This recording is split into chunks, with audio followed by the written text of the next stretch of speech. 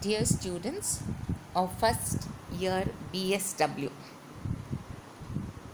so you BSW students have got an additional English paper and you have 5 lessons for study this year.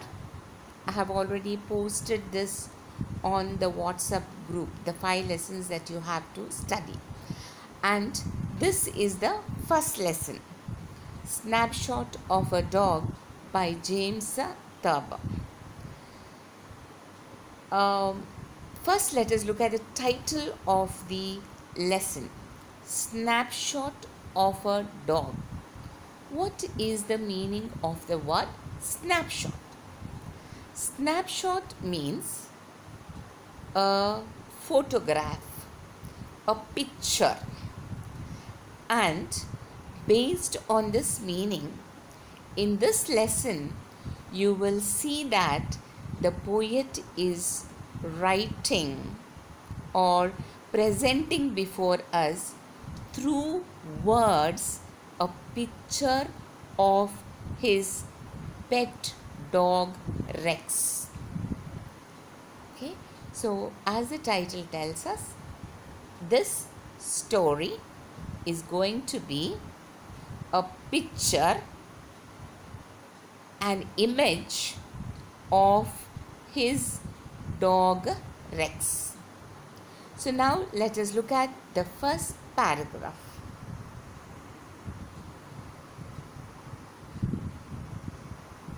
I ran across a dim photograph of him the other day.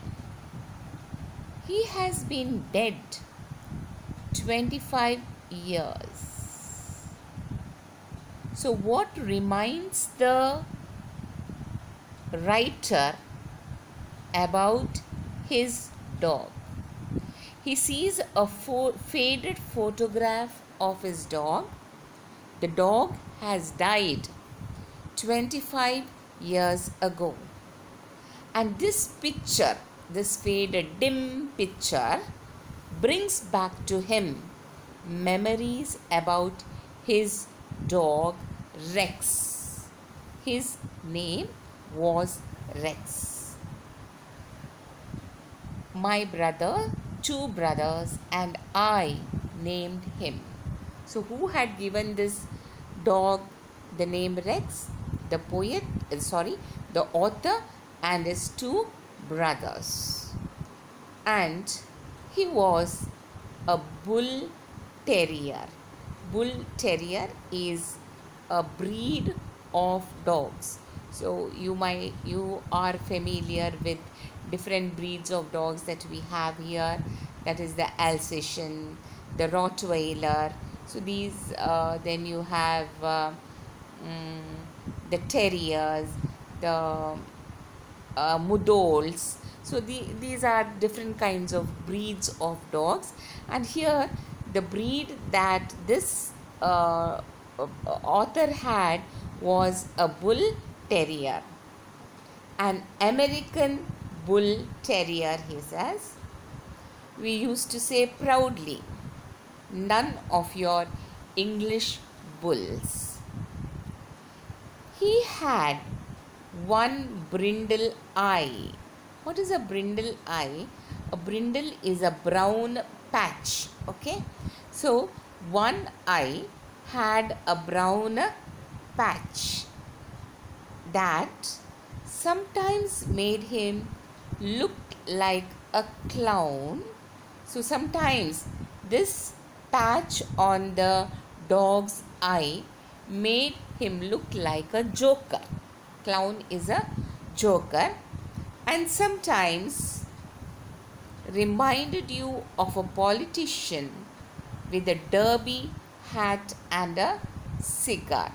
So the dog sometimes looked like a joker, or sometimes he looked like a politician who was wearing a riding cap and smoking a cigarette.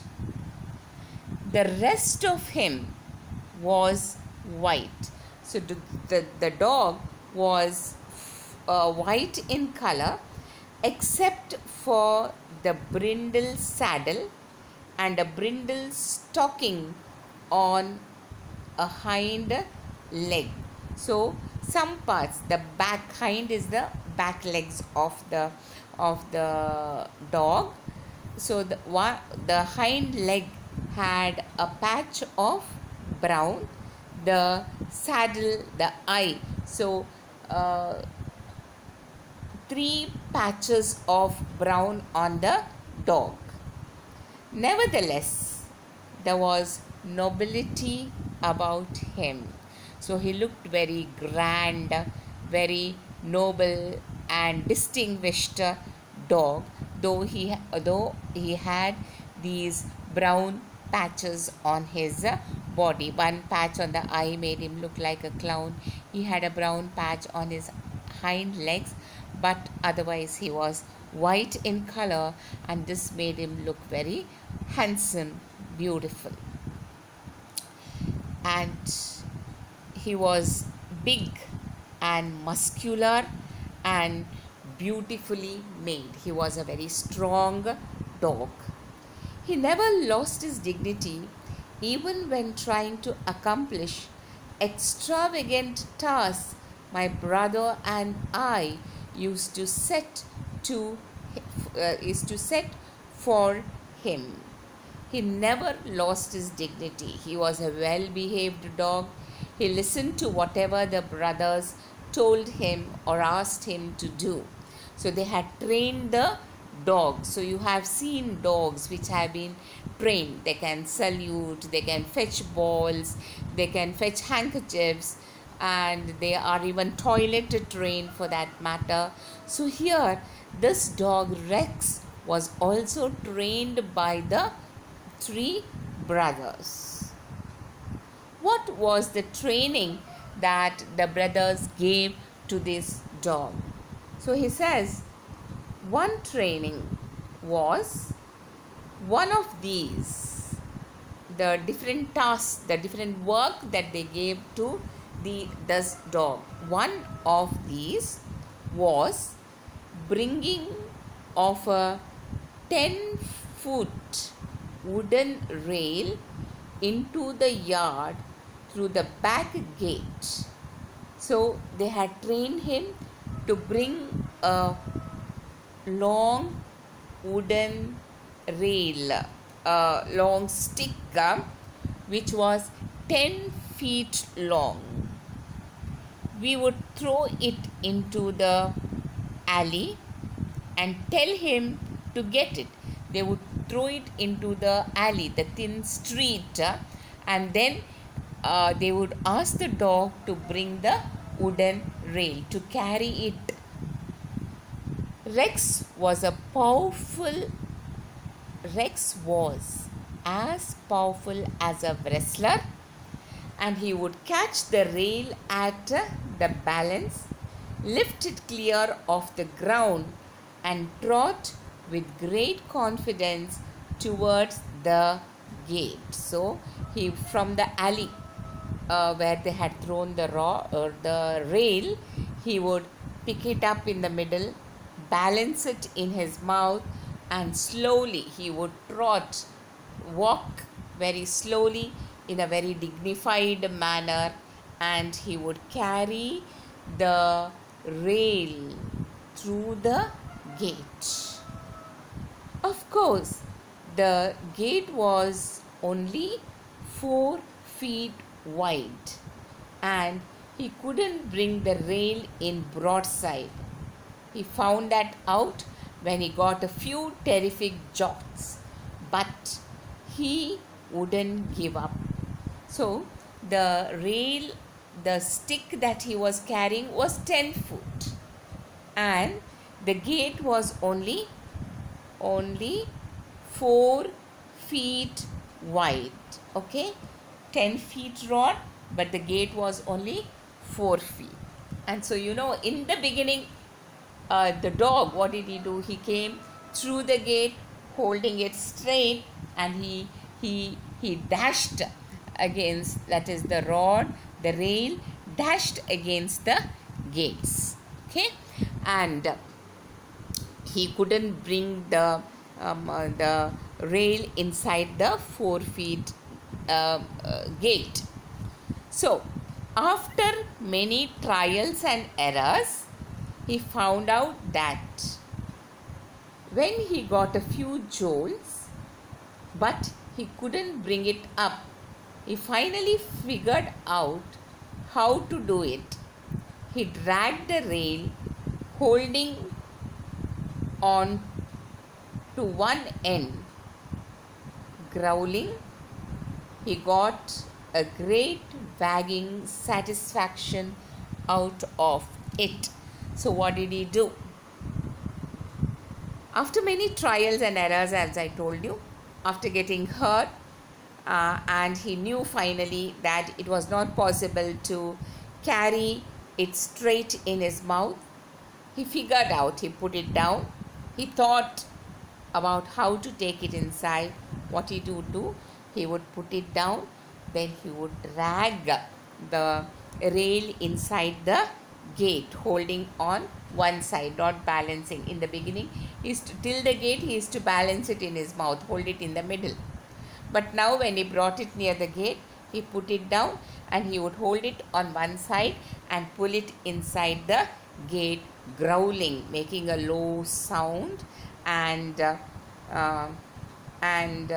he used to wag his tail. You know, when dogs are very happy, they wag their tail. So he was greatly satisfied and he started wagging his tail when he had finished the work. He was a tremendous fighter,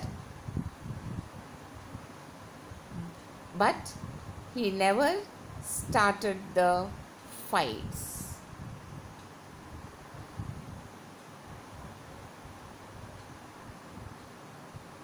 He was a tremendous fighter, but he never started the fights. He never went for a dog's throat, but for one of its ears. That teaches a dog a lesson. And he would get his grip, close his eyes and hold on. He could hold on for hours. So, you have seen dogs fighting with other dogs. And this Rex, his dog Rex, the bull terrier, was a great fighter. But he never used to fight unnecessarily. He never started the fights with the other dogs. He was well behaved. He did not trouble other dogs. But he never went for a dog's throat, even if he got into a fight, if other dogs came and troubled him. You have seen that dogs hold the other dogs by their throat and try to strangle them, but Rex never did it. What did he do? He caught the dog by its ears. So in school, when you were in school, maybe the teachers, when you did not understand some points, or you were naughty in the class, your teachers used to hold you by your ears. And here, this dog also, he says, he's using humor here. He says, instead of holding the other dogs by the throat, he used to hold the dogs by their ears in order to teach them a lesson. And he could hold on to the ears of a dog for a very long time. And he could hold on for hours. His longest fight lasted from dusk to pitch dark one Sunday. It was fought with a large, snarly, nondescript belonging to a large colored man. When Rex finally got his ear grip, the brief whirlwind of snarling turned to screeching. It was frightening to listen to and to watch. So one day, the longest fight that he had was with a dog that belonged to an African American.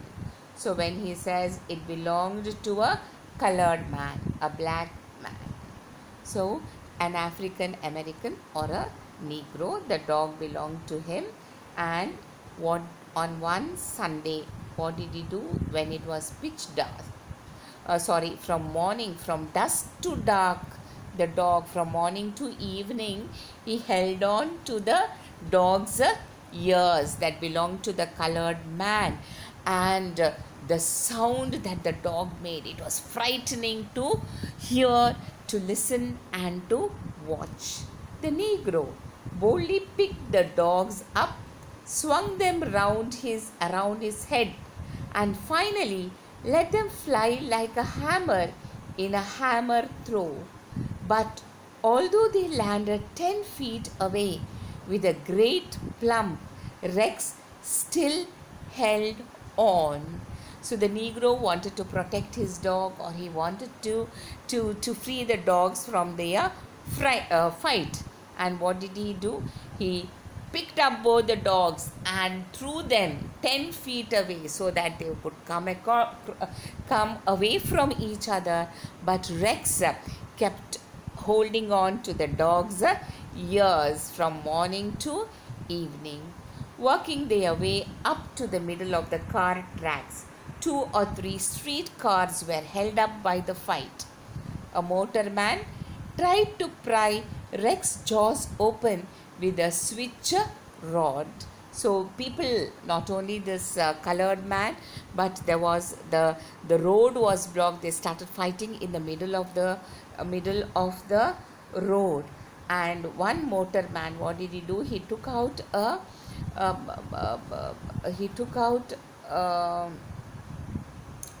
switch rod and tried to open the dog's mouth.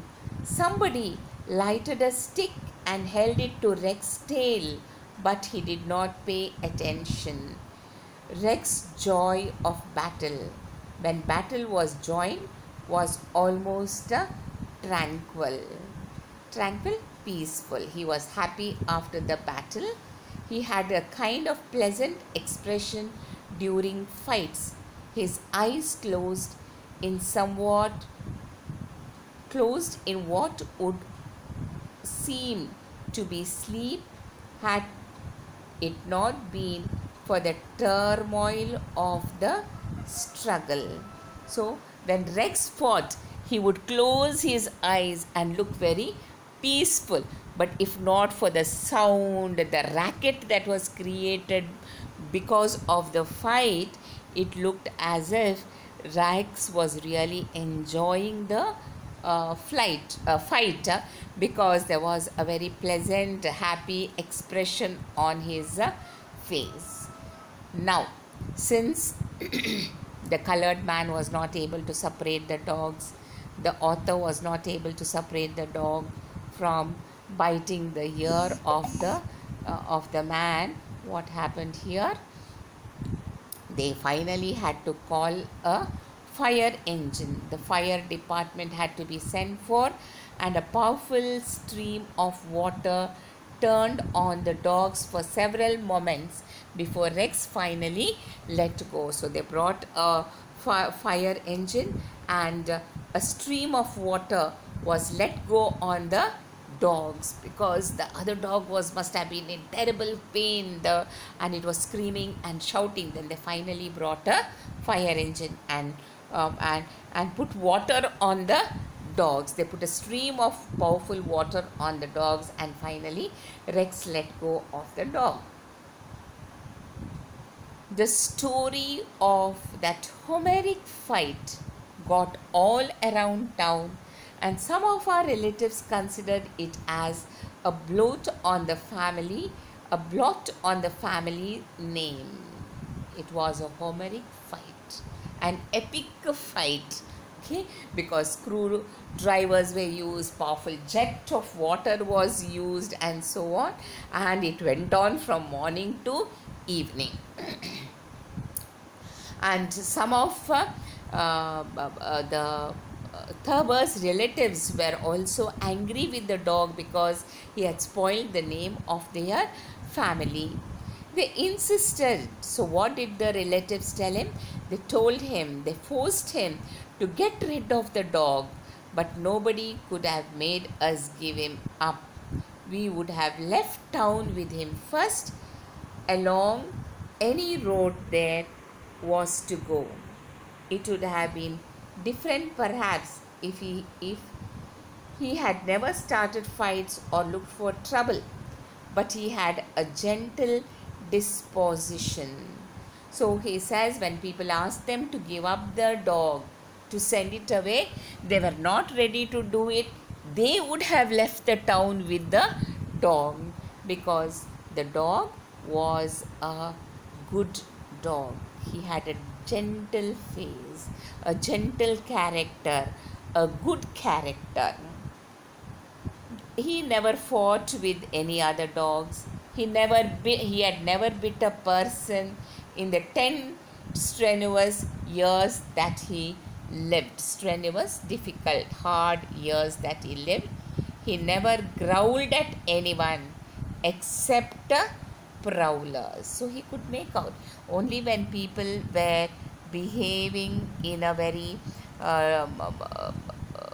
doubtful, when their behavior was not ordinary, when they were prowling, walking very slowly and so on, or the dog had a doubt, only then he growled at them. Otherwise he was always peaceful. He had never bit any people also, but small animals. He had killed cats, that is true, but quickly and neatly, without special malice, without anger or hatred, the way men kill certain animals. So he was better than human beings. He says men kill animals and it is very cruel, but his dog, when he killed the cats, it was not very cruel. Very quickly he killed the cats. He's trying to support his dog. It was the only thing he did when he could never, it was the only thing he did that we could never cure him of doing. It would have been different perhaps if he had ever looked for trouble, but he had a gentle disposition. He never bit a person in the 10 strenuous years that he lived, nor ever growled at anyone except the prowlers. So he was a very peaceful dog, and he was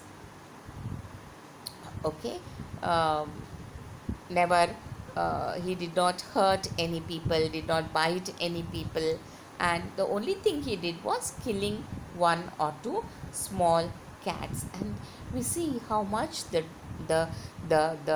author and his brothers loved the dog. The dog lived for 10 years and they had trained the dog well, and it did all the difficult tasks. That is why he says strenuous there, and they loved their dog very much. So this is the first part of the lesson, prose lesson, students, that you have to study. The second part I will upload tomorrow or in later. Until then, please go through the first part of the snapshot of a dog. Please pay attention to some of the difficult words. I have underlined, see, you can see that malice is underlined, strenuous is underlined. So these are some of the difficult words that you have for study. So students, until I post the next video, please try to go through this part. Thank you.